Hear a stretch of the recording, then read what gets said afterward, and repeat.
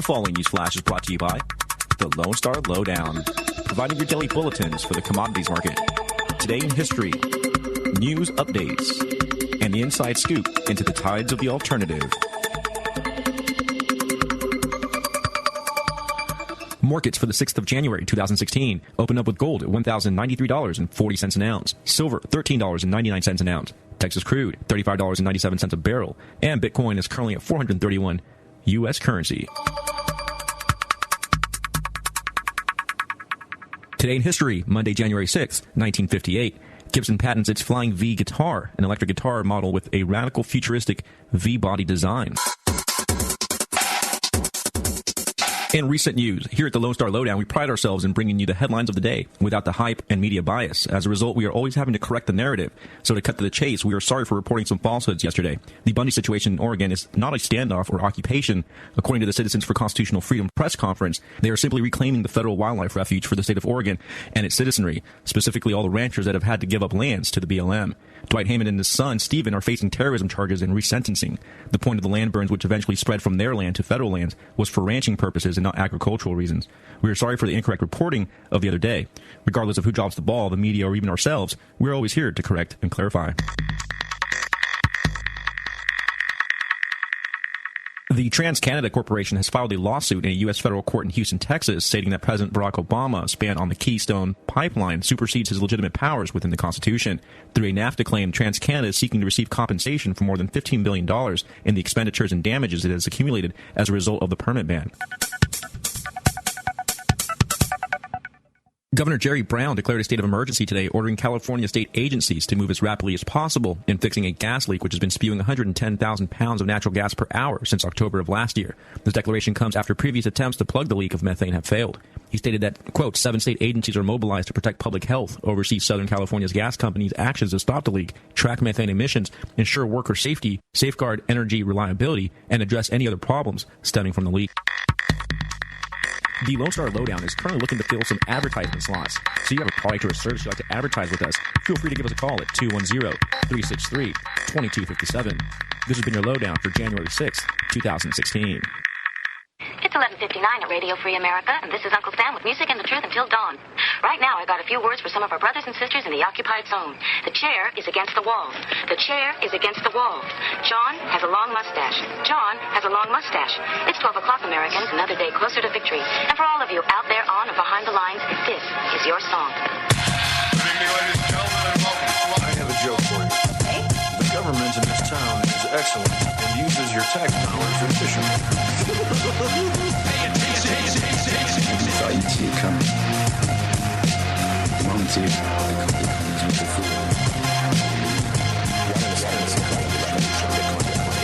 Bitcoin is immune from attack almost completely. But Bitcoin, you will actually gain far more from using that computing power to generate Bitcoin. The system approaching perfection. It's in time for it to disappear. The system approaching perfection. It's in time for it to disappear. We'll walk deeper into the belly of the beast if it means I'm able to further limit reckless government spending. I mean, I have so many ideas. Some are simple, like take down traffic lights and eliminate the post office. The bigger ones will be tougher, like bring all of this crumbling to the ground. Good evening, ladies and gentlemen. This is The Crypto Show, a show dedicated to understanding the promise of currency, technology, and anarchy in the pursuit of a free society. And if you believe like we do that such a society can and should exist, then join us, why don't you, as we parade through a world unbound by a convention, a world sketched by the beauty of the human artist. Because each and every one of you listening right now is that artist. So for the next 2 hours, let go of your most sacred system of thought and entertain the possibility that maybe, just maybe, everything we've been told about currency, technology, and yes, even that dirty little word anarchy is only one part of an ever-expanding, ever-possible, complex universe of ideas, one that we simply refuse to explore. So what do you say, listeners? Let's do some universe exploring tonight and have some fun while we do it. They see me rolling, they hating, patrolling, trying to catch me riding dirty. Trying to catch me riding dirty. Ain't that the truth? Man, They did catch me riding dirty. It was expired inspection, but which is so ridiculous. And you know, you have an expection? Expired inspection. Well, most of us get inspections, but tell us about an expection. Oh, yeah, it's the opposite. Oh, okay. It's an outward. That's where they don't do cavity searches. Yeah. They just fondle you on the outside. They expect you not to follow the rules. Exactly. No, but yeah, so in studio, of course, Chris, that's me, and my co-host Danny. We have Jared Reyes back in studio. He is a multiple-time guest slash fill-in host with us here. Jared, how are you tonight? I'm doing fantastic. Excellent. Minus that recent ticket. I know, and let's talk about that just for a quick second, because I have a comment, too, that I meant to bring up. But also in studio, we have Chris. Yeah, Chris Guida. Chris Guida, sorry. Yes. Welcome. It's like Guido, but with an A. You should change it to Guido because it'd be cooler. It's like, hey, Guido. You know, it's funny. Everybody started pronouncing my name right after Jersey Shore. Nobody could say it before that show. Now everybody says it right. So you're saying that popular television does have a way of educating people. Exactly. That's in my incredible. very specific case. Yeah, I was just saying that was a very niche market. Right there. Wow, Jersey Shore, way more sophisticated than I give it credit for. Yeah. And I actually thought it was a pretty in-depth look at existentialism is what I got out of that show. What did you guys get out of it?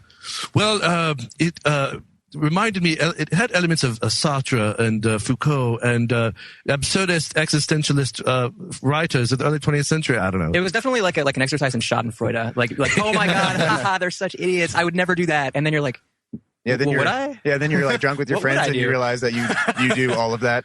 I know, right? But here's the key difference: when you're drunk with your friends, whereas these people are sober, and this is their normal behavior. And it's like, I hate to. You're right. It is Schadenfreude. I hate to get pleasure out of their self-inflicted misery, but at the same time, it's like they are truly stupid. But I'm also afraid, like, am I going along with the powers that be in that whole dehumanizing push that they have? You know, because that's what they do to us, is they get us to dehumanize each other.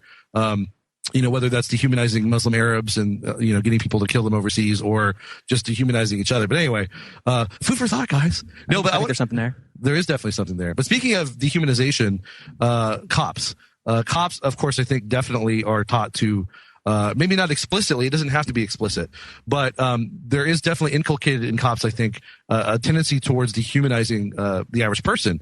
And, you know, especially as more cops are veterans, and, you know, nothing against veterans, but a lot of those veterans who become cops, they in the Army were taught to basically see everyone as an enemy, right? And so when they go into the police forces, they're sort of, it's reinforced that mentality, except now it's not just everyone in, you know, Iraq is a potential enemy, but everyone in the United States is a potential enemy. But so yeah, Jared, you were telling us off air how you got a ticket for an inspection sticker, and just Yeah. go ahead. Yeah, so this was, I think, 2 nights ago, and so I got pulled over, and I originally thought it might be for a different infraction, but I just started going, so I knew it wasn't a speeding ticket or anything like that. You know, cop went through his normal spiel, and to his credit, this was a very polite robber. You know, he came up, he said very polite things to me. He used his manners as he robbed me. So that's to his credit. No, he was a very polite police officer, but I got a inspired inspection citation, and the unfortunate part I was inspired to get an inspection myself. But, the unfortunate part is that I'd actually gone through the process to get a new, or to update my inspection, and I've already paid for it and everything, but the sticker's in transit. It's in the mail, and I showed him all the proof. I showed him that I paid for it. I showed him the little screenshot that you're supposed to take that indicates and confirms that you paid for it, and provides the information to my vehicle and everything. And he goes, you know, I think I believe you. You've clearly, you know, you did buy this, but I'm still going to give you this ticket anyway, because all you have to do is go to the courthouse and show them everything you showed me, and they'll dismiss your case. Did he even put it like that? All you have to do? Yeah, he said all you have to do. Because that's very misleading. For one low payment of $19.95. I know, right? Well, but all you have to do, okay, maybe you won't actually end up paying because you can then get it dismissed, but you have to go all the way down to the courthouse, find parking, wait in line, go through the harassment of going through their metal detector. Ultimate price of anything is the time you exchange for it. So, I mean, I'm still paying. Yeah. It just may not be in currency, but time is the most valuable commodity. I mean, it really is. It underlines everything, including production of what we typically consider commodities like physical goods. Are you leading into one of those crazy spiels about human time and energy? That's Wednesday. Okay. with a good friend of ours who's going to be on.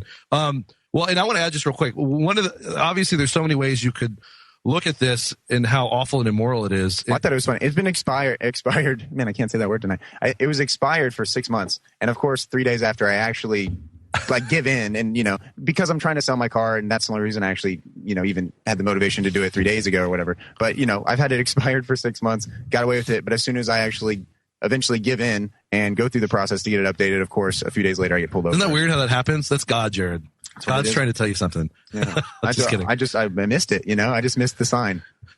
It's because your heart is turned to stone. No, but one thing I want to comment too is not only is all this at the force, through the threat of force, through the threat of violence, but, when they raise the inspection, requirements, it's not just that they raised the price. It was, it used to be like $12.50. Now it's $28. But, they increased the number of, things that could go wrong with your car that would cause it to fail inspection. My point being, the poorer you are, the worse off you are because of these new inspection rules and the higher inspection charge. So it's, as leftist statists like to always like, but it's for the environment, Chris.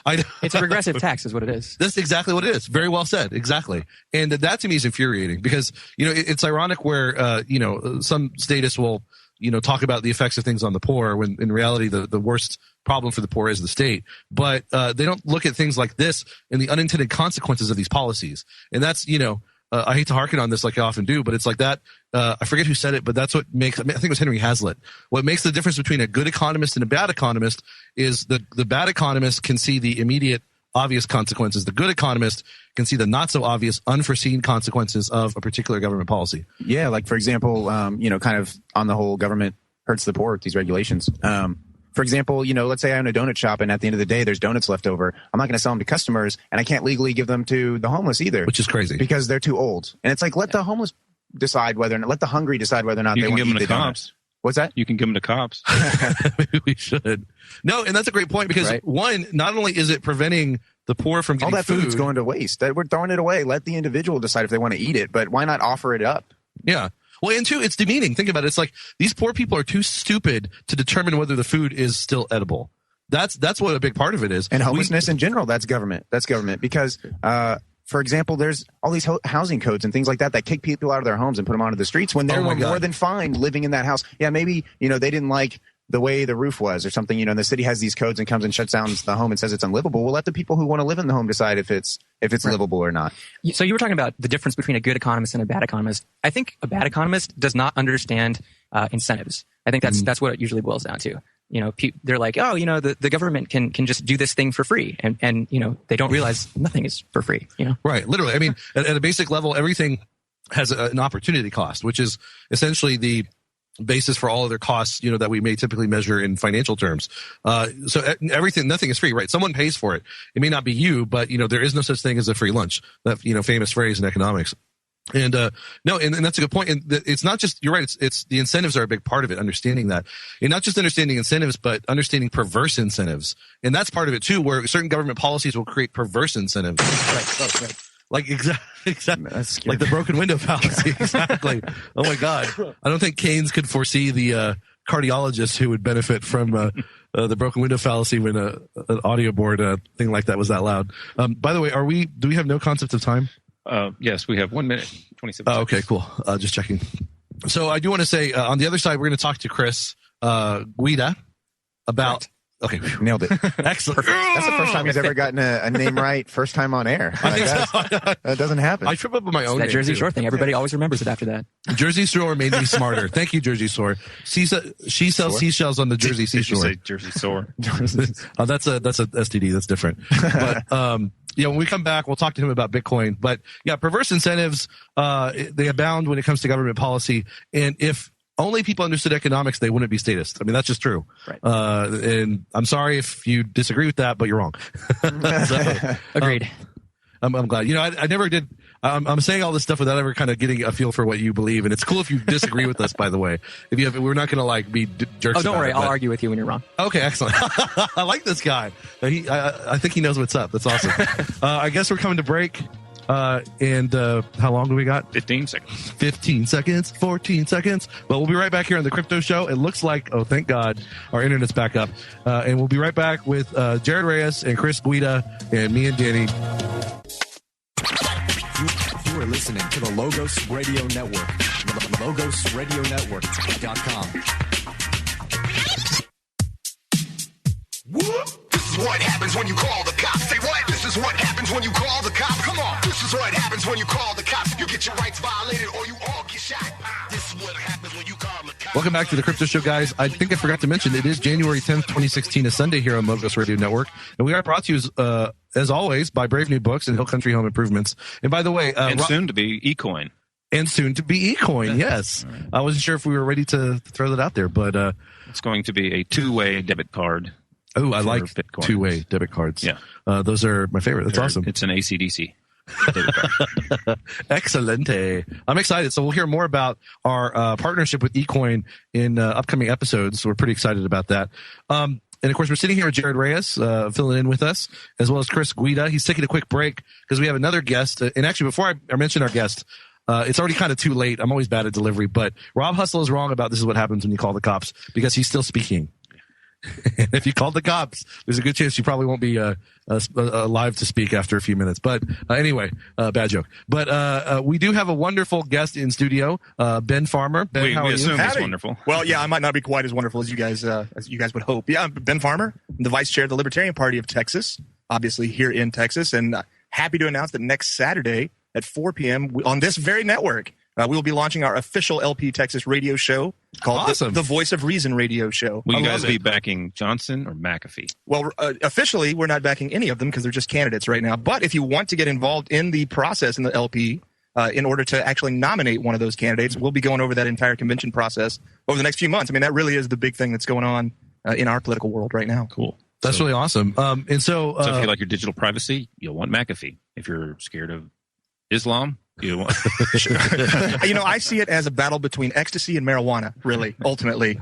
If you're more of a roller, you might want to go on the McAfee train. And if you just kind of want to chill out and watch some movies, maybe Gary Johnson's your guy. But that is a pretty good comparison, actually. Mm-hmm. Why can't I have ecstasy and marijuana though? Well, that is, and if you add in, you just don't have to vote to do that. That's true. Yeah, that's always a good night, though. Yeah, a good night, a terrible morning. You guys aren't doing that right now. I guess, Jared, sorry, you're the only one. Did you not get the memo?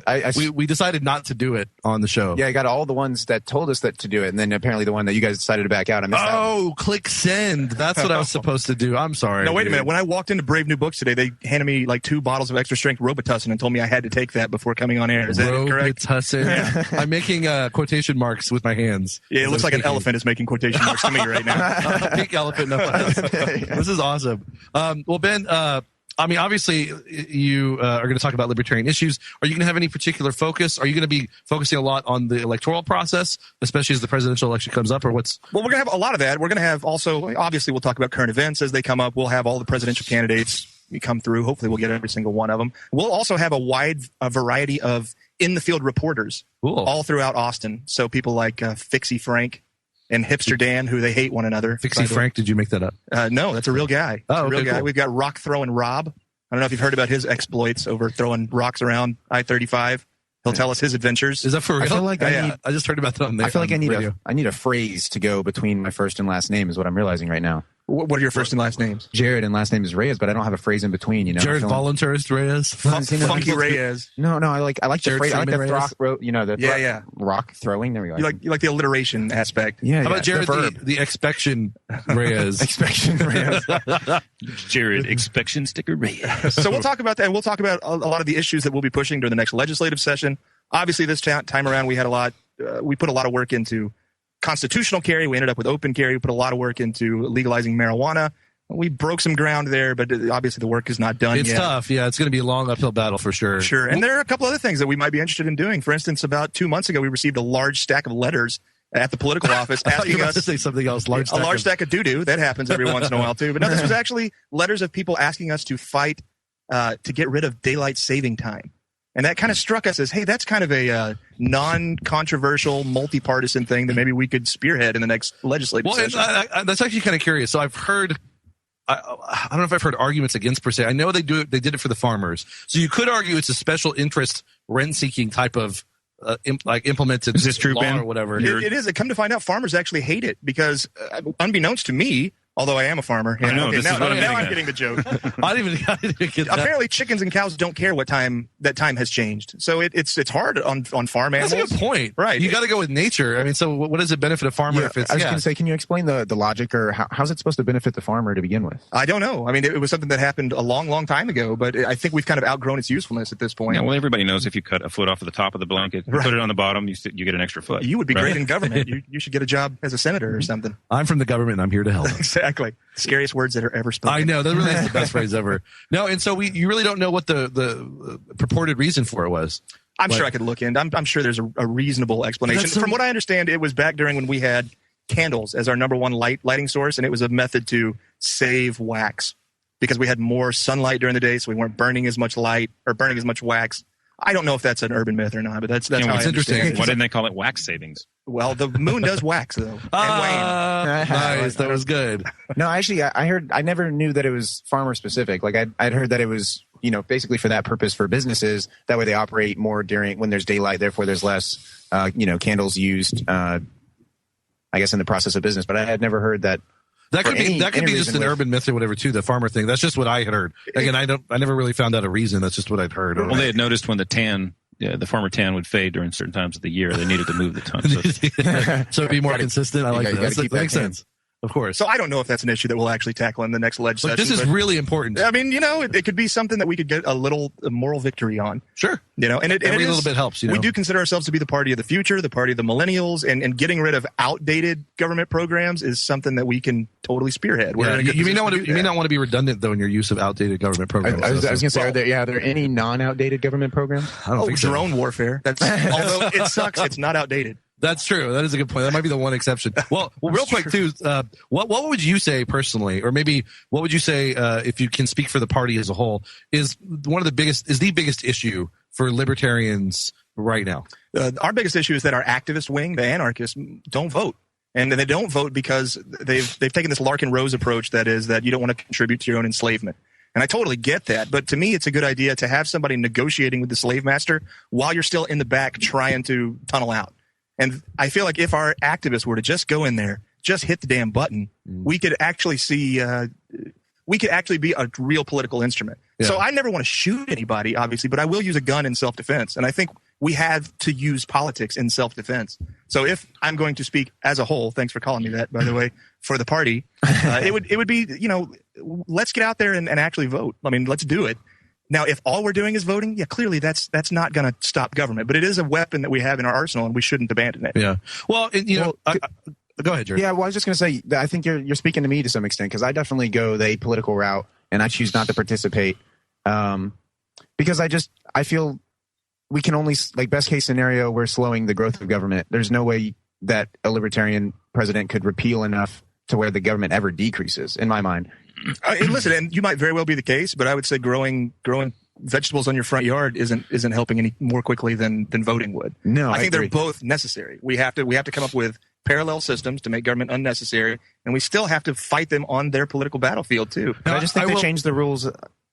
I don't know because I feel like they change the rules as it fits them. I don't know that their battlefield is a battlefield that's going to be very inviting to get on, and I don't trust them to not constantly change the arrangement until it's a nearly goalpost shifting happens all the time. And in fact, we're going to be fighting even for ballot access in this next election. But I will tell you that if they are, and I really think they are, actually engaging in political fraud, meaning the votes aren't being counted correctly, it's going to be much more difficult for them to hide that fact if a whole bunch of us actually vote. Awesome. And we'll be right back with Ben Farmer and the guys here on the Crypto Show, so stay tuned. Yep. For many people, life without tweeting, blogging, or emailing would be unimaginable. But did you know that 1 in 5 adults shuns the internet? I'm Dr. Catherine Albrecht, back to tell you who they are in a moment. Privacy is under attack. When you give up data about yourself, you'll never get it back again. And once your privacy is gone, you'll find your freedoms will start to vanish too.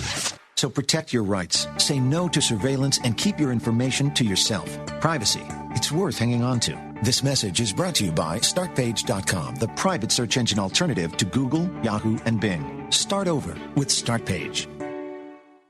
Most people email, shop, and instant message through the web. But 1 in 5 Americans has never used the internet and has no desire to. The Pew Research Center reports that a stubborn subset of Americans is totally uninterested in email, YouTube, Facebook, or anything else that happens online. For the most part, they're senior citizens, minorities, the poor, and those with lower levels of education. If living without the web sounds impossible, consider this. Most of those surveyed didn't think they were missing out on much. Maybe those people treasure a world of real relationships and events and the freedom that goes with it. I'm Dr. Catherine Albrecht for StartPage.com, the world's most private search engine. You are listening to the Logos Radio Network, logosradionetwork.com. What's your plan for tomorrow? Are you a leader or will you follow? Are you a fighter or will you cower? It's our time. Take back the power. What's your plan for tomorrow? Are you a leader or will you follow? Are you a fighter or will you cower? It's our time. Take back the power. All right, guys, welcome back to the Crypto Show here on this lovely January 10th, 2016. Brought to you by Brave New Books and Hill Country Home Improvements. And soon we'll be having eCoin join us as a partner. Very excited about that. And, of course, we are here on Logos Radio Network. We're talking with Jared Reyes, Chris Guida, and Ben Farmer. Ben Farmer is the vice chair of the Libertarian Party, and his show, what's the show called? It's called The Voice of Reason. It'll premiere next Saturday at 4 p.m. here on this very network. Excellent. We're very excited about that. So we were just talking about voting and how, I'm an anarchist, and I personally don't tell my mother. She would have a heart attack. I mean, and of course, a voluntarist, anarchist, stateless society person, whatever you want to call it. And of course, to me, as long as you're a liberty and libertarian minded, obviously there's all debates we could have about minarchism versus anarchism and all that, but that's besides the point for now. But as far as voting, I mean, I will say I am a non-voter for the most part. And I will say this, I do believe voting can work, at least at more of the state and local level where you obviously have more say mathematically. Or American Idol. Or American Idol, or The Voice. That's actually a better show, I think, than American Idol. But I think it's rare. But at the same time, I do think people should be out there because it can work. Look at Colorado and the weed legalization, right? That's a great example among other things. Look at there was. From Colorado. Ooh, let's talk about that too. Interesting. Okay. And I'll share the mic with you here in a second too. Look at, I forget what city or cities, got fluoride out of the tap water. San Marcos. San Marcos. Yeah, thank you. San Marcos, we were Kyle and Buda as well. So. Mm-hmm. Oh, that's awesome. Wow. Austin needs to basically Hayes County. Mm-hmm. That's awesome. Mm-hmm. Well, and so, so I totally get it. I'm also a voluntarist, and right. It's not an unusual position to have in the LP. We are made up of a lot of voluntarists, a lot of minarchists. There's constitutionalists in the group. It really is a big tent, but do they have women anarchists too? They do, yes. and whatever they want to be anarchists as well. Now, and I will say too, just real quick. So I do admit that voting can work. I typically think, especially at the federal level, it doesn't. And my personal opinion is, when you get to the federal level, I think it's all rigged. Maybe that's my personal opinion. People are going to disagree with me. All up and down. If you look at the case of Dr. Laura Presley here locally, to me, it seems that there's plenty of evidence that it's pretty clear that her election was rigged. And, absolutely. And after it went to court, they threw it out for lack of evidence. You know what I mean? It's so weird. Right. How does that happen? It's clearly rigged. But to me, the point is, the more of us who are obviously voting. That's what she said. Libertarian. No, thank you. The more of us who are obviously voting libertarian, and then we're still getting basically the same results that we've been getting over the last 10 years or so, the harder it is for them to hide or to obscure that. Yeah, absolutely. Now, the last comment I want to make, and then I want to share the mic with Chris if he has any input into this, is to me also going along with the rig thing. And again, this is my opinion. People can disagree. But, as soon as Ron Paul, for instance, or another libertarian got into office of the presidency, even if it went that far, his first campaign stop is going to be at a book depository. So I don't know if that's, you know what I'm saying? Yeah. So that's my pessimistic opinion. But nonetheless, forget just presidency on certain things like changes of law. It clearly has worked. I have to admit that. And one of the things that we've done since taking over after the last state convention in April, so then we went through an election, then we went through a legislative session, is we actually took a soft legislative approach, as opposed to running up into the Capitol building saying, you need to do this legislation because it's the moral correct thing to do, which is what libertarians have done for 30 years. We went in and actually formed coalitions with people. We formed coalitions with some left-wing groups, some right-wing groups, and we actually were able to get some legislation pushed through and some pushed further than it's ever gone before. Is there some selling of your soul when you have to? Is there we want to get this pushed through, and we'll kind of help. We'll scratch your back later, sort of thing. Is that an inevitable part of? No, because the coalitions that we've been keen to sign up with, we've had basically veto power over anything. So if for instance, if one of the left-wing groups really wanted to do something that we just weren't comfortable with, we just removed our name from that section. So we were talking about this issue going back to during the break of, there are these anarchists that are, and libertarians who don't vote because they're like, we're selling ourselves into slavery or whatever. Mm-hmm. You're voting, the slave master to let you free, basically. Right. And I was trying to make the point that, it's going to be impossible to change the system from within. However, the media is a really important thing, and public opinion is a really important thing. The only way that our masters are able to keep control of us is because the majority of the public believes that our masters are good masters. Mm-hmm. And the most powerful thing for libertarianism in the last few years has been Ron Paul, because he got up and said, oh, well, maybe this isn't such a good idea, maybe, and he made all these great points, and he was in the debates on national television, and people were listening to that, and it resonated with them. Right. And so as much as I don't think that voting, as it's supposed to work, will have an effect on things. I think just, people look at libertarians as sort of this crazy fringe group, because they look at the numbers, the people who are voting libertarian, and they're like, oh, only 1% of people voted libertarian. Well, those are a bunch of crazies, obviously, and it's really not. It's just a bunch of people who mostly, are not participating. Right. And we talk about that all the time. If all we do is run candidates to grow the philosophy, I think that's enough right there. However, I will say that in LP Texas, we don't just run candidates just to spread the philosophy. We do run to win. For sure. I think my thing, because I am apolitical, so again, I'm part of the group that's not voting. But I'm an anarchist, so I don't. There's no state structure that I would ever be happy with. So to me, to put a libertarian in president, okay, that's maybe a slight improvement. And how would a libertarian president work against the Senate and the House that are both? Why would they need to shoot him? They're just going to make him 4 years of lame duck. Right, and so that's why it would be very important to start building coalitions. But how are you going to get from where we are now to a stateless society? There needs to be a transition. Ignore the government. The anarchy happens 99% of the time. I don't live my life because there's a law that says I have to. I live my life by my own moral code, and then I fake it when there's a cop around, and all of a sudden, anarchy. Right, and then you can't ignore it, right? Well, no, till the cop's gone. There. Till that cop's gone, anarchy's suspended. As soon as that cop leaves again, I'm picking my actions as most, I guess, as big or to as great an extent as possible. Not because there's a state out there telling me what I can and can't do, but because I just don't want to do certain things, or I do want to do certain things.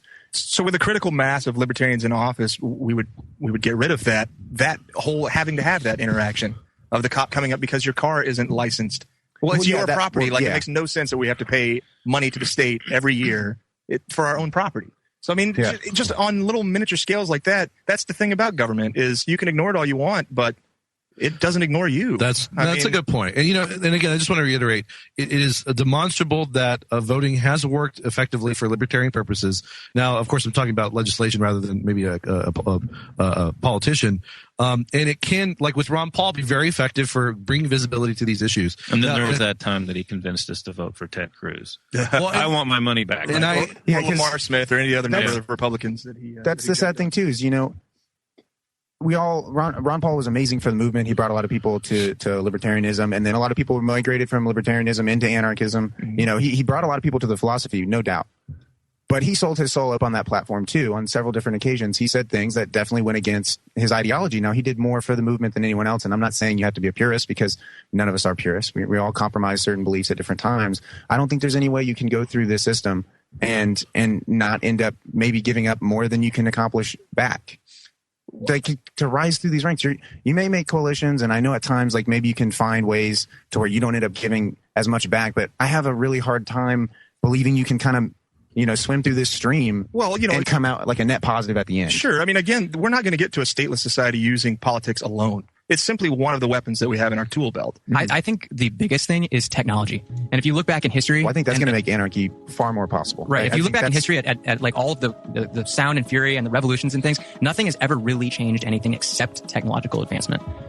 I think that's a very interesting point. Well, we're coming to break with Jared Reyes, Chris Guida, and Ben Farmer of the Libertarian Party. We appreciate your graciousness, Ben. Sorry for putting you on the hot seat. No, happy to do it. It's a great philosophical debate. We'll be right back, guys. Stay tuned. Thanks, guys. All easy.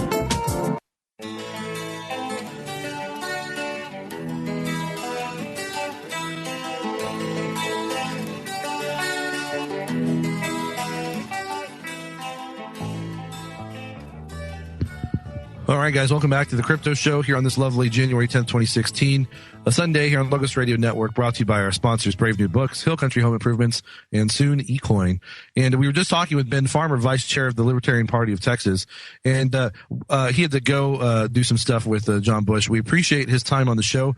He's a great guy, and I do want to just say, unintentionally, I hope we didn't feel like we were kind of ganging up on him or putting him in the hot seat. But it's an important philosophical discussion, and I will say, regardless, Ben Farmer and everyone at the Libertarian Party A lot of them are good friends of ours. They are big supporters of liberty, and we support what they're doing to bring visibility to liberty, to let people within the system know about the ideas of liberty and how powerful they can be. And as I admit, even though I'm a non-voter, there can be effective votes that create change in the system for more freedom. I'm getting fluoride out of the water. Did you see the memo about this? And I did, thank you. And of course, legalizing cannabis. So, I still support their efforts because I think there is an important role to play. Maybe I don't think that a libertarian president could happen, or even if he did, that it would necessarily change much. Although that remains to be seen. It could happen, and I could probably get behind them if they'll back my candidate. I may be able to get behind them. Who's your candidate? SpongeBob. Of course, SpongeBob. But again, I mean, the thing that's important about having a libertarian presidential candidate is that they're on national TV. Yeah. And everybody gets to see them and talk about libertarian ideas. That's absolutely huge. And right. And as with Ron Paul, exactly. But how close are we to that even? Like, right. Okay. So we're clearly bigger than 1%. That's way, disproportionate, just because you're right. We're not participating in the system that's where the numbers get counted. We're not voting, or a lot of us aren't voting. Again, myself being one of those people who doesn't vote, but we're nowhere near even getting close to a libertarian president. That is so far off. And I agree, because people are too supportive of state policies. They're either too dependent on the state through welfare or other means. It would be disastrous if a libertarian were president with that ratio that's in Congress and Senate. Well, and they could cause problems that look bad for the libertarian president. Exactly. And people would say, well, it's because we had a libertarian in office. Right. That's what I'm saying. Is if the libertarian were to be president and then the Congress and Senate just shut him down at every angle, everybody would say, see? Told you it wouldn't work. Yeah. Yeah. I'm just not. I don't think someone with the ideals of a libertarian can even rise through the system. Like, I mean, that's the whole problem. I think there's no way you rise through the system with the idea that. I mean, just the power structure, everyone that's involved in this has an incentive to keep it going. And a libertarian president's going to come in and say, half of this crap needs to go, or 2/3 of this crap needs to go. And you have to compromise on principle in order to get ahead, basically. It would be good to see a libertarian president go very far and poll real high. It would be awesome that would be more effective than him actually becoming president. It would be awesome to see a single president I agree with that. make the government smaller. Instead of making it bigger. Well, I don't think any government that would be great. Baby steps. I think it's pretty hard. There might be one out there. I think it's pretty hard pressed to find any sort of historical reference of a government that shrank by anything less than a revolution. I think throughout history, there maybe you can come up with a couple examples, but it's pretty standard. Government's going to grow to infinity until eventually it overextends its bounds to such a degree that it aggravates the public into a revolution. And then, half the time that revolution ends up turning into a new regime that might even be worse. Right. What's worse about our government too is, unlike any government in history, well, I mean, not exactly that absolute, but pretty close. We have the benefit of the sort of scientific dictatorship, the technocratic state, where they don't just know human psychology through tradition and through experience. They have done countless scientific studies, both known and unknown, on how to manipulate the minds of the masses. And that's really huge, because I don't think people really understand how effective it is. Because it's one thing in past times where people were kind of uneducated or mass communication was limited, and so people were more likely to just kind of rebel. But nowadays they have so many weapons at their disposal for keeping us conforming one way or another. Even if sometimes people start non-conforming in some ways, they'll conform in others. Anyway, just an important point, I think. Yeah, I just wish people would just ignore it, like, as a mindset. I think anarchy is more of a mindset than it is. I don't even like to relate it to politics at all. It's a mindset that we can self-govern ourselves. It's a mindset that I have no ruler. And I just wish people would convert to the mindset. And I think people's actions would, over time, if you have that mindset, are going to basically ignore the state until they're in your front yard. I agree. But real quick, sorry. But here's another problem: is they are increasingly infantilizing the population, and the extent to which they infantilize the population means that it's that much harder for someone to think like an anarchist. In other words, as people have extended adolescence and learned helplessness and dependency on the state, and all of these, what I see are real trends in society. People are going to either not necessarily be incapable of governing themselves, but because I think when you throw someone in reality, people will just rise to the occasion out of necessity, if nothing else. And we've got the media just talking with all these talking points. The state can take care of this. The state can take care of that. Going back to what you were saying, they've studied psychology. One of the things that advertising has shown is that the more people see an idea and see other people talking about an idea, the more likely they are to agree with that idea. Yeah. Yes, we mistake. It's a brain heuristic. Thank you. Yeah, where brains mistake familiarity for truth. So if you hear something enough, it becomes true to you. And if you're not intellectually sovereign, if you don't have your own thoughts, if you trust other people to think for you, you will think. That's most people, though. That's the problem. Now, it's a skill set. You have to build up like the skepticism where you say absolutely, where you say this is false until otherwise. Almost, it's almost the inverse. Yeah, and I want to actually talk about skepticism here in a second. That's a great point. I want to add something too before we do that, which is kind of along the lines of what you both were just saying with the familiarity and people go along with it. Other people do that. They call that two similar things: manufacturing consensus and manufacturing consent. So one of the problems, even with polling and voting, and look, there's actually 10% people voting libertarian. First of all, we have to be skeptical about polls and ask ourselves, absolutely, are these even valid polls? Are they rigged? And that's a real possibility, right? And when you have unlimited money, you have unlimited ability to control the polls and unlimited ability which they have unlimited money, the Federal Reserve. Exactly. And on top, you can control the conversation and thereby control the public opinion. Exactly. And it's mind control, basically, literally. And so it's not just whether the polls are real, but when they convince everybody that all the media has to say is like, wow, everybody really likes Donald Trump, and then start people. Well, if you say it enough, everyone's like, oh my God, I like Donald Trump. Right. That's what I'm saying. And clearly, clearly he's cool, Yeah. That's what I'm saying. They could say that when no one likes Donald Trump, and they say it enough, and they make it look convincing. So people also feel an urge to fit in. They don't want to seem different, obviously, like you were saying with being a fringe libertarian.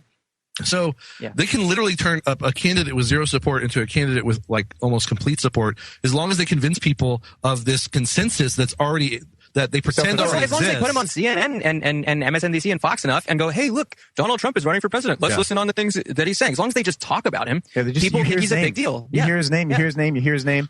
Yeah, and that's But he's really cool. Ridiculously. And you'll notice that's how they fight against sort of more intelligent what I would see is more intelligent conservatives. I didn't meet an intelligent conservative until I was out of college. I was only exposed to intelligent liberal ideas, and all the conservative ideas were like these. That's an oxymoron. All of these like, we hate minorities and we hate this and we hate that. We want to the government to regulate things. I thought all Republicans and all conservatives were stupid because that's how they're portrayed in the media. When somebody smart like Ron Paul or Rand Paul, is a conservative and is rational and has good principles, the media ignores them.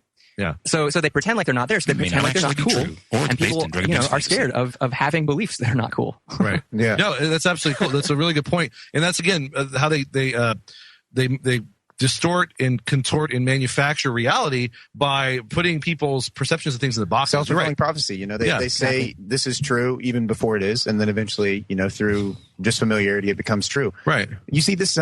You see it a lot in court cases, for example, where someone gets accused of something. The media goes on this big blitz saying this person's accused of whatever murder, right? And then you see their face on the news for weeks in association with murder, and they have a hard time finding a jury that then goes can in be unbiased, because they've already biased the jury. So how many he's people, been convicted in the court of public opinion, and they do this all the time. And then even if he gets off, even if he's innocent, everybody thinks he's guilty. The media does this all the time with things with other stuff like drugs and like a new drug will come out and they'll be like, oh my God, this guy ate this guy's face off, like they do with bath salts, and they checked his blood afterwards and it was like, oh, maybe he had some marijuana or something like that. Yeah. So, no, but everybody has that perception now because that was the first thing they heard about it. No, seriously, when you bring up bath salts, everyone's like, oh, you're going to eat someone's face. Like that's everyone's perception of bath salts is they're dangerous. You'll kill someone. You'll run for president. You're a walking zombie. and that's another thing about drugs too. Like how many presidents do we have to admit that go on there and admit they've done drugs, right? But have no problem locking other people up for doing drugs, Well, it's hypocritical, but I mean that's not surprising, right? I mean, the whole thing is politicians are naturally hypocritical. Their supporters are hypocritical. I don't get it at all. How do you stand up there as president, as someone who's admitted to doing drugs, and then all the while know that most of the prisons in all the U.S. are mostly filled with drug users of a nonviolent nature? So they were just as big a criminal as the president that's talking to us, and people know this. And it's totally fine, but they have zero sympathy when you see the guy on the news who was selling cocaine on the street, and that guy's life is ruined. Right. Nonviolent cocaine drug dealer, right? But then we have the past 3 presidents have admitted to using cocaine. Yeah. So, what's the difference? There is no difference, obviously. That guy's not hurting anyone. You guys know the root of the problem is causing all this, right? What? And we touched on this. It's the Federal Reserve. It's that is a big part fiat of it. money. And we can even talk about that on the other side if you want. And I do want to give a shout out to Bart, who may be with us on Wednesday to discuss some stuff. But he's actually of the position, for instance, that O.J. Simpson didn't commit the crimes that he was kind of acquitted / convicted of, depending on criminal or civil. And I have no opinion. I'm curious to hear his case. But my point is the media. Is that the guy that mines those O.J. coins? Exactly. But the media convicted him in the court of public opinion, whether he was actually guilty or not, long before any trial may or may not have done so. We'll be right back here on the Crypto Show, guys.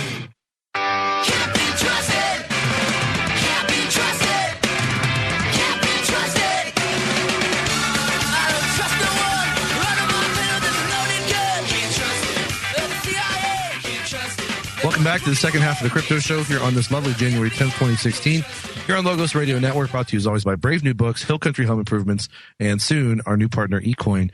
And I also want to plug, if you are just tuning in, Ben Farmer's new radio show here on Logos Radio Network. I believe it's at 4 o'clock p.m. This Saturday will be the debut show. Check it out. It's called The Voice of Reason.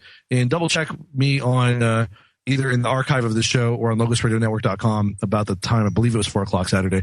But The Voice of Reason with Vice Chair of the Libertarian Party, Ben Farmer. He's a good friend of the show's. He was a gracious guest. We were kind of getting a little bit too philosophical. Not that was a bad thing, and he enjoyed it. We had a lovely discussion with him. But we support all that he does for liberty, and we're excited to see what comes up. Not just it's a two-party system. You have to vote for one of us. He's right. It's a two-party system. Well, I believe I'll vote for a third-party candidate. Go ahead. Throw your vote away. Oh, The Simpsons, so true. So much truth in The Simpsons.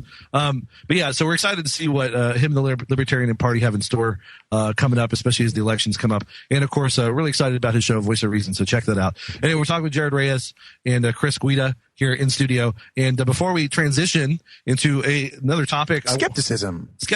I literally would want to have a whole show about that. But we're going to talk about the Fed and of course Bitcoin, which maybe doesn't seem obvious, although maybe for a lot of you it does. But Bitcoin really is topical is relevant to the topics we were just discussing and a solution to many of the problems we were just discussing, as far as the state and anarchy are concerned. But skepticism. So real quick, epistemology and skepticism. Epistemology is simply a fancy word for what'd you piss on? Danny, you can get that videotape at, no, I'm just kidding. So bad. That's what she said. There are no she's in that video. No, I'm just kidding. Anyway, stop. So, epistemology is just a fancy word for what do we think we know and how do we think we know it?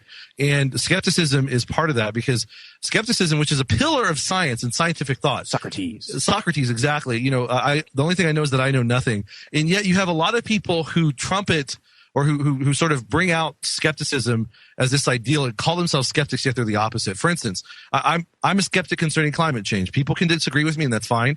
That's a whole other debate or whatever. Skeptical of which side? I'm that climate change is happening? That climate change humans causing? I'm skeptical of humans causing it. I'm also skeptical as to, depending on how you define it, that it's happening either. I have proof that humans cause it. Yeah. Watch a human go to his thermostat. Wait. Yeah. Little flick of the switch. Air conditioner. Flick of the wrist. Okay. I see that thermostat. I create climate change every day. That's true. That's called and the irony too is decentralized climate change. That's anarchist climate change. Well done, Danny. I do what I want with my thermostat. Right. Well, and so just my point in bringing this up is like whether climate change is or is not happening or is not man-made, right?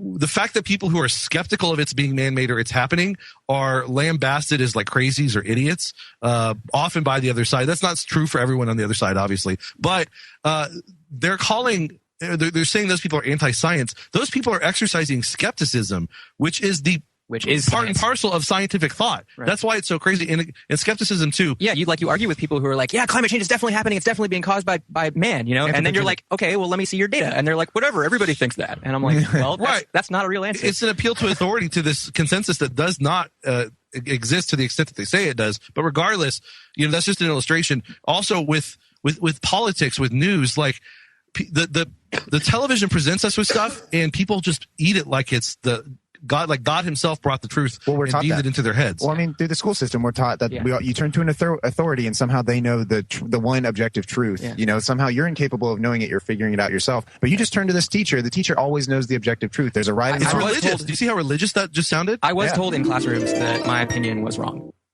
And I'm like, no wonder, no wonder we have this whole population of people that doesn't think for themselves. That's what we teach them. Because anytime you deviate from what they want you to think, then you're wrong. There's no room for discourse, for disagreement, for multiple perspectives. You're absolutely right. I mean, that's just crazy. But I want to wrap this. Wait, can I jump in on? Please go ahead. So, fun thing for maybe some of the listeners to look up. Russ Roberts at econtalk.org has a lot of really great podcasts. He comes out with one per week. But there's a really, really good one on climate change, or that I enjoyed, and I can't remember who he brought on, and it was probably 3 or 4 months ago, so scroll down a bit. But it's just someone who's very skeptical that humans are having this drastic effect on climate change. He admits that climate is changing, but the effect that humans are having upon this climate change, he's a little skeptical that it's as extreme as people are making out. But it happens to be a really, really good article. It's really well cited. So you can check his sources as you listen along, and I thought it was really pretty enlightening for me. But you don't have to be skeptical of it to enjoy it. You said Russ Roberts? Russ Roberts is the interviewer. He's the guy who puts on he's an economist. He's the one who puts on all these talks.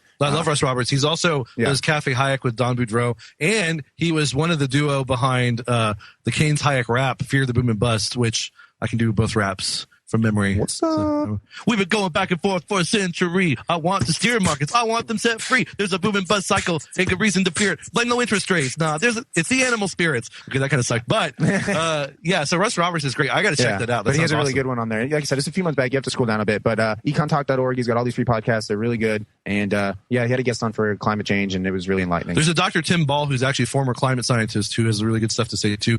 James Corbett at CorbettReport.com has tons of awesome dude. He's actually been on the show. We've been he's been gracious enough to come on. I was so nervous the 2 or 3 times he was on. Three times. He has some of the best videos for showing people about 9/11 truth, actually. Oh my God! Sorry, I don't want to open up that can of worms. Did you really just say that? Did you really just say that? I'm in love with you now. I'm sorry, and I'm straight, but I'm in love with you. Yes. By the way, real quick, and I know we need to get back onto topic here, but CorbettReport.com, James Corbett, great investigative reporter. If you haven't seen his 3 videos on 3 of the biggest conspiracy theories, you need to. There's 9/11 a conspiracy theory. Just YouTube it. It's 5 minutes. It takes the official story and tells you the official story in condensed form in 5 minutes, and has sources for all of it. That's the one I give to like all my friends when I'm like, watch this video. It's so fantastic, and it shows you how ridiculous the official conspiracy theory of 9/11 is. Shut up, how damaging. I know, and that's another good one too. And he's got one on conspiracy theory comedy, and about how he points out how officials have advocated conspiracy theories while condemning them at the same time. Their hypocrisy. There's also JFK, a conspiracy theory, how ridiculous it is that the United States government actually later determined that Lee Harvey Oswald was not the lone assassin in the murder. In the 70s, in the hearings on I always forget the actual name. The Church Committee hearings and the hearings on assassinations, the government determined he was not. The Warren Commission was the one that covered it up. Yeah, that was like the cover up. The Warren Commission, by the way, just real quick, the Warren Commission had future President and Vice President Gerald Ford, who was Vice President under Richard Nixon. Richard Nixon worked for Prescott Bush, who basically there's just a big incestuous relationship. The most damning part of the Warren Commission is that Alan Dulles, the head of the CIA, who was fired by JFK, is no longer officially part of the government, is put on the Warren Commission to investigate the murder of a guy who fired him. That's a pretty big conflict of interest. Anyway, JFK conspiracy theory, 9/11 conspiracy theory. Par for the course. Yeah, exactly. And there's a great one on the Oklahoma City bombing. Have one on Bitcoin? Actually, James Corbett did actually interview Roger Ver about Bitcoin. And then I haven't seen that one. And then watch Newberg Sting. It's on YouTube. It's really Tell good. us about that real quick. You were saying that off air. So at freeacad.com, we've been doing a podcast series. We had the first ones on Newberg Sting. You can watch the documentary. It was an HBO documentary. Someone's pirated it and put it on YouTube. Thank you, pirates. So you can watch it for free on there. It's about an hour long, and it's about post 9/11, FBI had egg all over their face because 9/11 happened and they supposedly were too stupid to figure it out ahead of time, and so they were confronted with this big possibility of budget cuts because they didn't look that valuable anymore. So what they did was they went on this very entrapment style campaign to create homegrown terrorists and then catch them in the act. So then they could go and justify the massive budget that. Is that what this documentary is about? This whole documentary is about a specific case of the FBI going to a very impoverished neighborhood, telling people, or I guess incentivizing very poor individuals with a huge sum of money to do something really ridiculous that they were all skeptical of the whole time. The individuals, they thought they were going to scheme this guy out of his money, so they weren't even going to do it. But anyway, the point is the FBI set up this whole situation, spent years creating terrorists, and then supposedly stopped them right before the incident was going to happen because, of course, they gave them fake bombs and whatever. Yeah. And then, paraded them around the country as the terrorists that they had stopped, these extremist Muslims that they had stopped from committing terrorism in New York. And then they gave a lot of examples at the very end of the film of all the other homegrown terrorists that the FBI had supposedly stopped. And there's countless ones. We've had Hisham El-Maliki of Muslims for Liberty on, and he's a great Muslim advocate of liberty, talks about how Muslims and Arabs are maligned by the U.S. government and the media. Absolutely. It's ridiculous. That's why when certain political figures come out at certain conferences and basically say, we need to fight Johnson. when we say we need to fight Muslim extremism, I mean, it's a joke. Because one, to the extent that it even does exist, it's because of American imperialism, colonialism, and from to the extent that we aren't it. to the extent that we aren't manufacturing like the FBI, exactly. Yeah. Or that, it's a CIA construct like Al-Qaeda or ISIS. But anyway. Well, speaking of ISIS and Bitcoin. Well, real quick, what was the name of that movie again? So it's Newberg Sting, and it's on YouTube. Check it out. It's really good. And anyway, the point is the FBI entraps people so they look good and they can justify their budget. Screw the FBI. Yeah, they create terrorists and then supposedly stop said terrorists. Last thing, you make a great point. To justify a budget, people don't understand too the perverse incentive created for a government agency to either maintain its budget or to increase it. That means there are real incentives for government agencies to create terror, to manufacture terror in order to justify budget increases. Well, what do you think ISIS is? Yeah, exactly. It's just a big terrorist group that's the evil enemy across the world that, look, now we can spend as much money as we want on anything that we want. Yeah. No, it's just like a blank check basically for the U.S. government. But we're coming to break. Let's for sure transition. If we want, we can. We're so good at it. I know, right? We're so good at transition. I've given you guys You've been working on segues. it. It's taken a little over an hour and you haven't done it yet. Bitcoin.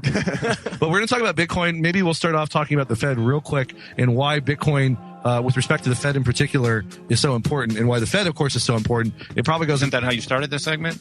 Yes. Oh. But we'll actually get to it. Quick plug. We'll actually get to it. Quick plug, Free Academy Live, episode 6. We talk about money. The Fed has mentioned a lot. You can check that out at freeacad.com, freeacad.com. We'll be right back. This is the Logos Radio Network. Oh, for the longest time. Oh, for the longest. If you said that Bitcoin was my life. So that is welcome back, listener. That is you like that? That is Zhaotonged, sorry. Zhoutonged, but it is spelled like tonged. Great performer, musician, and singer who does spoofs of songs and turns them into Bitcoin songs, and he's really talented, so check that out. Welcome to the blockchain. Yeah. That's a good one. He actually gave us a shout out in a recent song he did, at the Crypto Show, because we're awesome. But all right, let's transition. Speaking of Bitcoin and blockchain. And skepticism. Let's head to the Federal Reserve. Or Bitcoin specifically. Well, we're quick transition through the Fed. We're going to run through the Fed to Bitcoin. So the Federal Reserve, central bank, monopoly issuer of a currency with a banking cartel that the banks own the Fed and the Fed regulates the banks that own it. There's all sorts of other chicanery that goes through it, right. And of course it creates business cycles.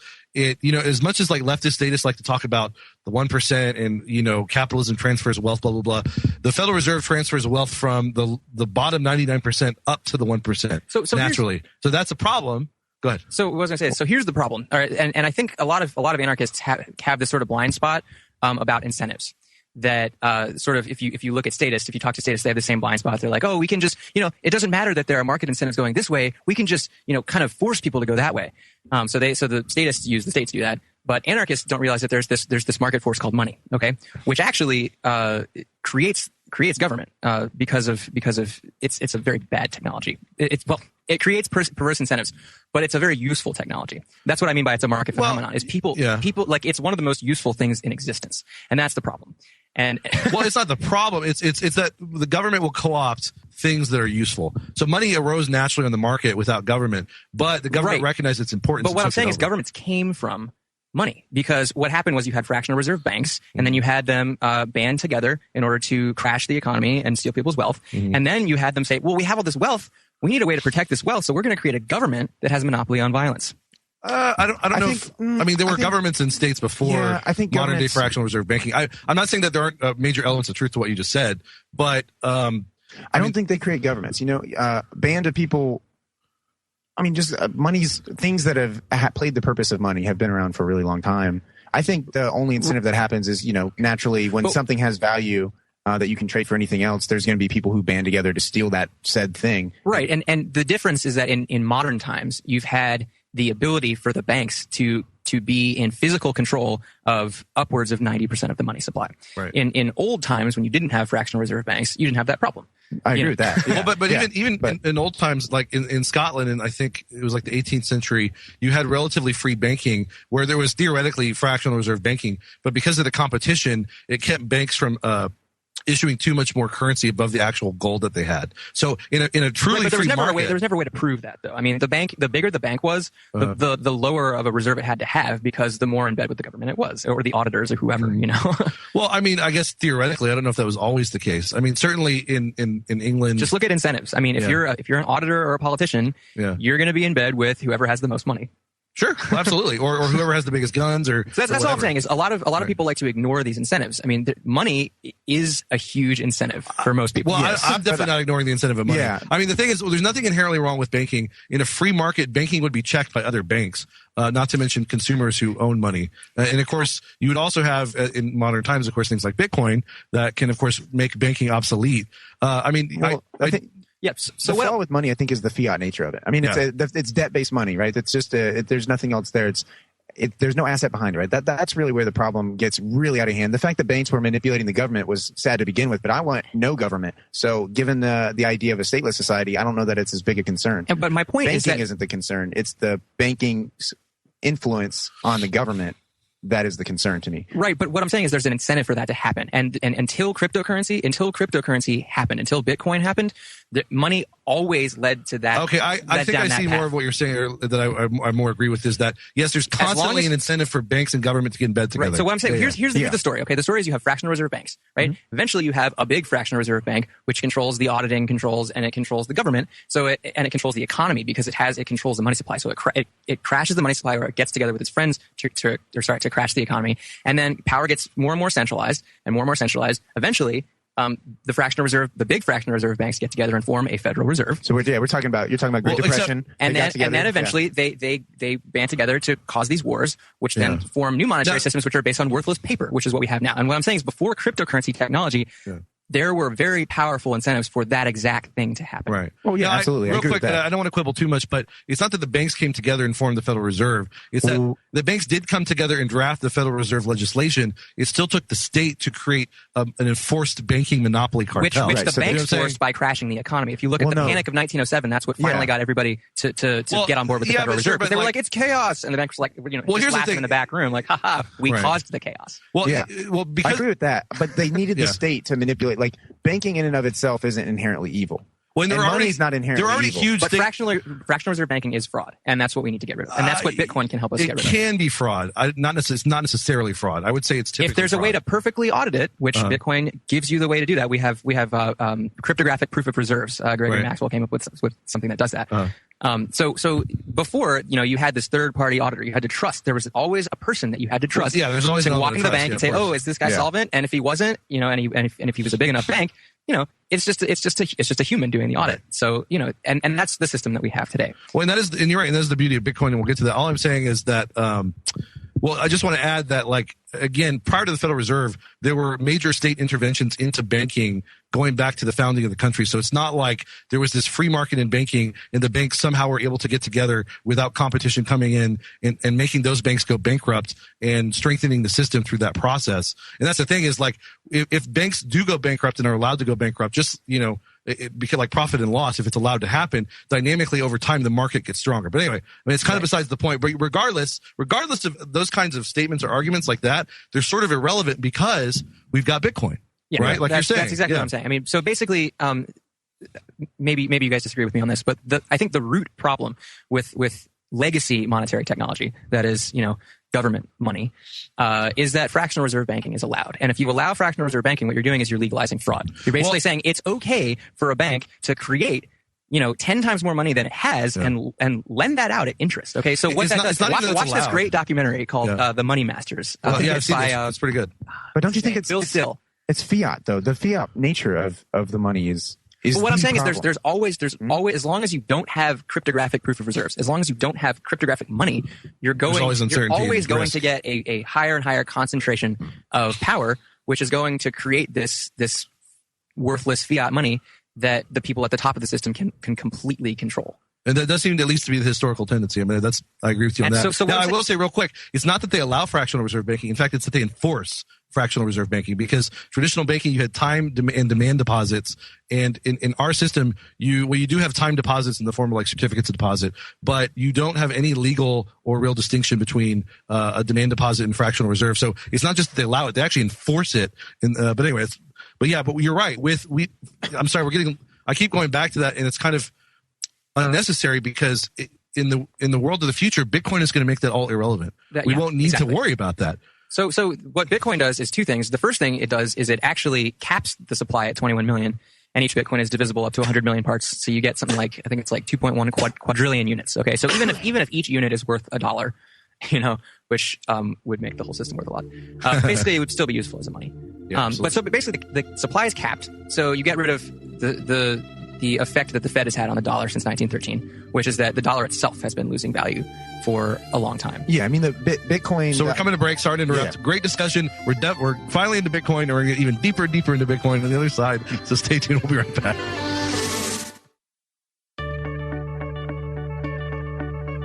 A North Dakota court has upheld the first ever use of a robotic drone in the arrest of an American citizen. I'm Dr. Catherine Albrecht, back with the details on this chilling police state decision next.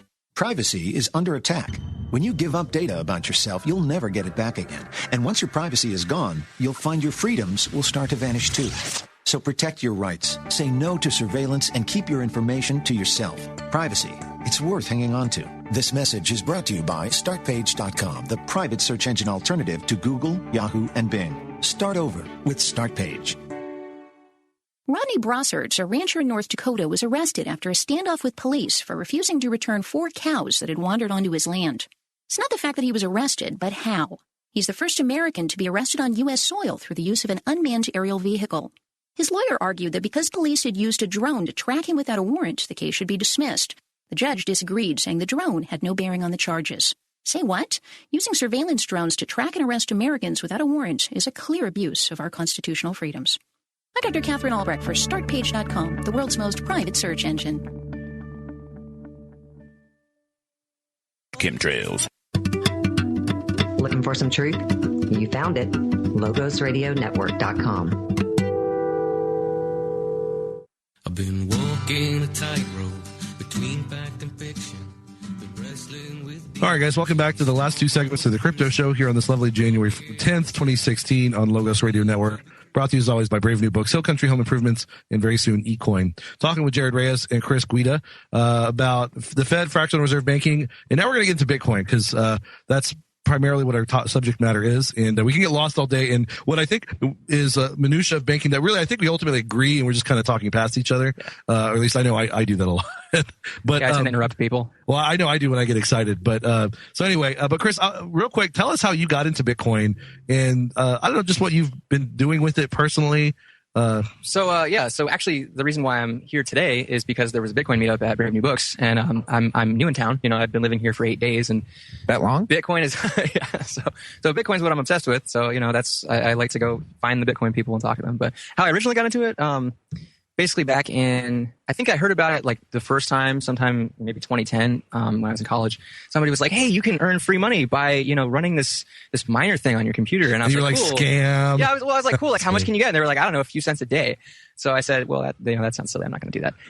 Like 3 years later, I was living in Colorado in Boulder, and I heard about actually it was in the context of somebody was like, hey, do you know that there's a market that you can go to online and you can buy drugs, and you can use this money called Bitcoin. And I was like, what's this money called Bitcoin? Like, yeah. How is it untraceable? So of course I'm a software developer. I don't know if I told anybody that. Anyway, I'm a software developer. And so this is the sort of thing that I'm super into. And I was like, well, maybe I should research this. And so I started researching it. And the more I read about it, the more I was fascinated by it. And because it's really nothing like it has existed before. There has been no really. So the thing that that lies at the center of Bitcoin is the blockchain.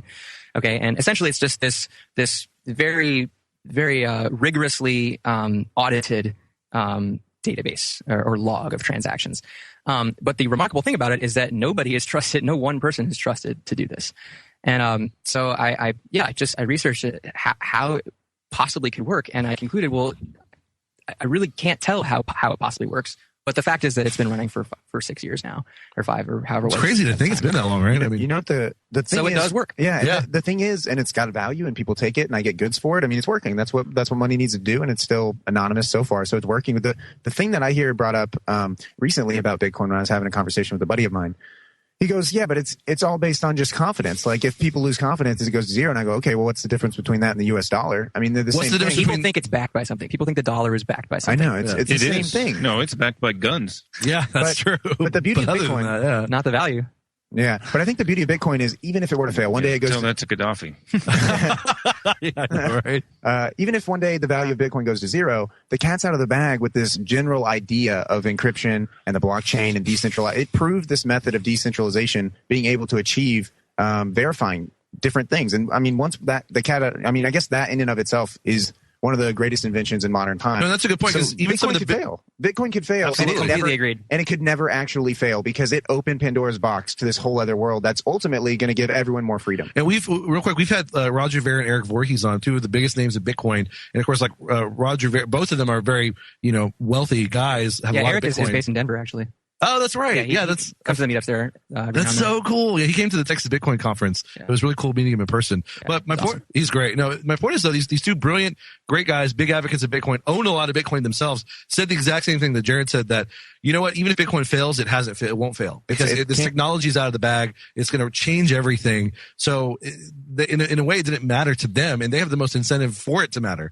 You know what I'm saying? And I thought that was so cool. And you're absolutely right about that. Yeah, the invention is out there. I mean, and it's just going to get better. People are going to perfect certain aspects of it maybe over time if that's necessary. But it proved this incredibly important concept that I think to speak as an anarchist, I think it's a representation of so many of our ideas and how they can work and how decentralization can work. Right. And going back to what I was saying before, I think it fixes a lot of the perverse incentives that fiat money creates. Yeah. It incentivizes being intelligent and understanding information security and intellectual sovereignty, trusting yourself. It incentivizes that. Not even just money. Trusting, but forcing you to learn at least a minimum threshold of like how to make it secure, how to use the technology to transact. Whereas like with the fiat, you sign up for a credit card and you swipe it. Yeah. And you don't have to worry about any of the security or how it works. Process. You trust the whole process, you trust the bank, you trust X, Y, and Z. That's a really good point. I think money's so interesting too because ultimately money determines almost every action we make. And it may be subtly, but the price of goods, services, whatever, the prices of things we see around us, they impact all the decisions we make on a daily basis in some way, shape, or form. In the background, money's influencing it. I wouldn't have driven here by, depending on the price of gas, if I couldn't get my car here. I would have. It changes almost every interaction we have throughout a day. So finding a currency that doesn't have to have, some dead slave owner on it. Or some weird arcane mystery school pyramid on it. Yeah, there's a reason that the money is very cryptic. The U.S. dollar has all these sayings on it. It's this very implicit form, or I can't think of the phrase I'm really going for here. But money's so critical in how it impacts our lives and the decisions we make, and for us to be able to have a way that we don't have to worship everyone that's ever been in government, and to buy something. I mean, that's the thing. Like we're worshiping government. I kind of see what you're saying. There is a psychological factor to the dollar. Yeah. It's both the fact that it helps promote the myth of the American government and its benevolence and its competence, right? It also promotes the secret societies who run things. But no, and of course it also promotes what Danny talked about. Dogecoin, dog we trust. I trust that dog way more than that. Much wow. Such sad.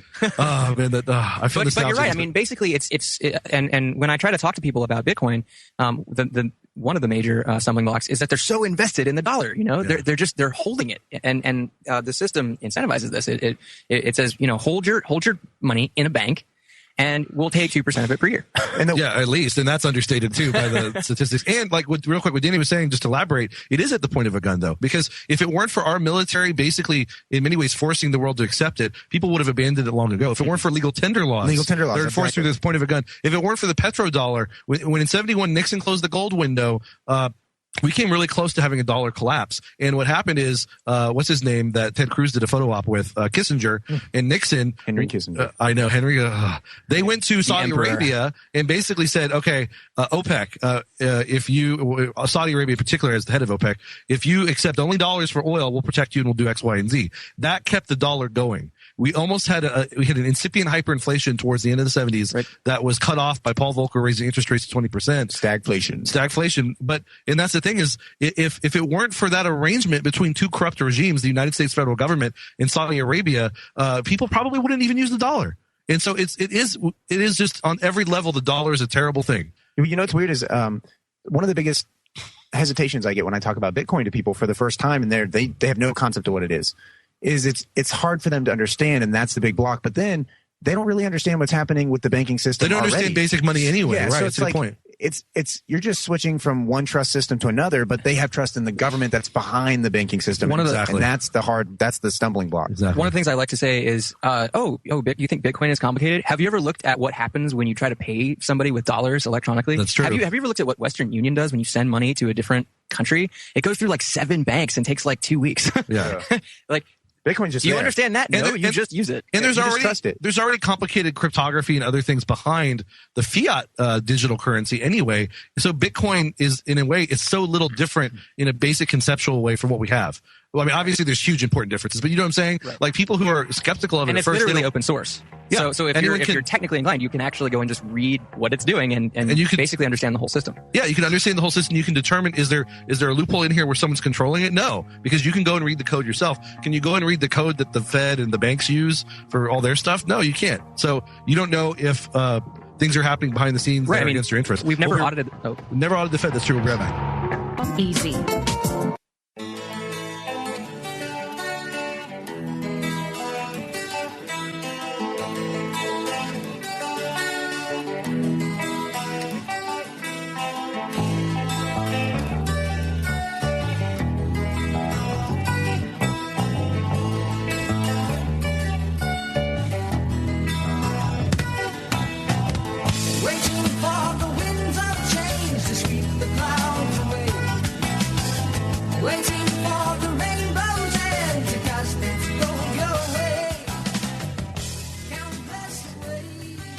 All right, guys, welcome back to the final segment of the Crypto Show here on Logos Radio Network, brought to you as always by Brave New Books, Hill Country Home Improvements, and our new partner coming up, eCoin. Talking with Jared Reyes and Chris Guida about Bitcoin. We are just discussing, well, a lot of things, how Bitcoin, when introducing it to new people, is difficult, but in a way that's because of their psychological hangups, not because Bitcoin, well, of course, while aspects of Bitcoin are technically very advanced and complex, a lot of it is very simple and no more complex or complicated than the banking system that we currently use as far as cryptographic digital currency exchange is concerned. The difference is just that people have been brought up around the U.S. dollar for a long time. Their parents have trusted it for a long time, so there's this implicit trust. The idea of using a currency that's only been around for 5 years is terrifying for maybe 6 years. Right. Five or 6 years is terrifying. Actually, just turned 7. Just turned 7? Yeah. So, January 3rd. But it's no more sophisticated than what people are already using.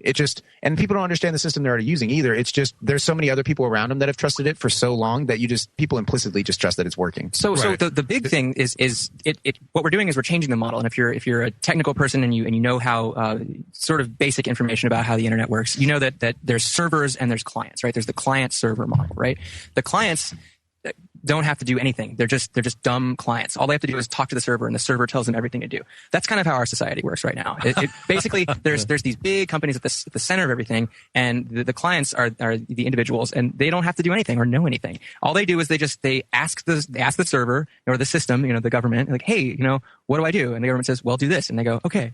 Well, and real quick, you just hit the nail on the head. What would you say you do here? You hit the nail on the head, and you basically gave a really good explanation in a particular way of what I said earlier, which is they're infantilizing society. Right. In other words, like people learned helplessness. Learned helplessness, and that's a perfect example of what I'm talking about. It sounded a lot like this. I have people skills. I am good at dealing with people. Okay. What the hell is wrong with you people?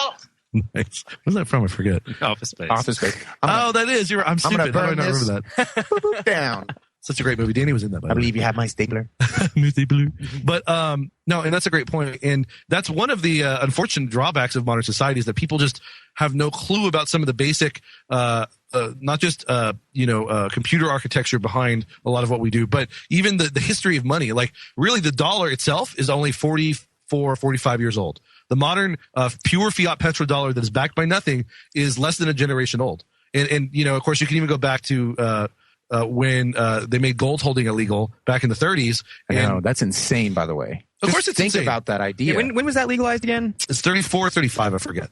Both an act of Congress and a presidential directive by Roosevelt. Right, but eventually they made it legal again because obviously you and I can own gold now. Yeah, back in the 70s or 80s. But then that's another. So it was illegal for like 40 years. Yes, right? Yeah. And then that you can have it again, right? And then they say you bring in your gold right now. That was the whole thing when they decided to move over to the fiat currency. Yeah, it was literally like you I can didn't hear about that.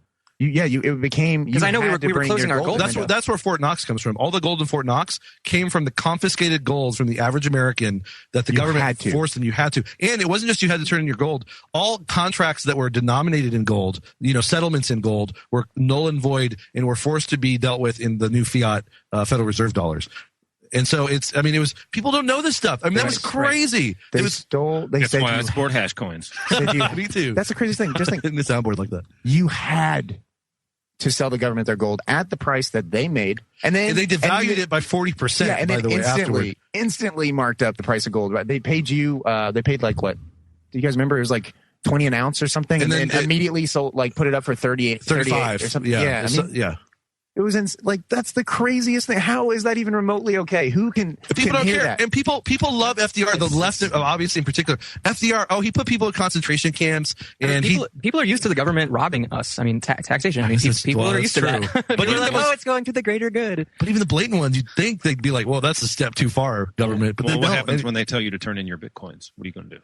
I'll be like, I don't have any. Exactly. What are you talking about? I'll be like, brute force this. I don't know. I don't want to finish that. And that's a good point. That's a great point. We got armory. So if you look at Bitcoin software, if you look at how Bitcoin software works, and compare it to how old legacy financial software works, it's the same exact thing. Each node that runs the Bitcoin network it's like this paranoid person that it has to it looks at all this information that's coming into it, and it has to verify everything from the beginning. I don't know if you guys have ever tried like the Bitcoin software, like running a full node, but what it does is it literally goes out and downloads every transaction that has ever occurred and hashes all and does all of the replays the blockchain from the beginning and checks every single calculation. It's like a big game of it's like a big version of the Groundhog Day.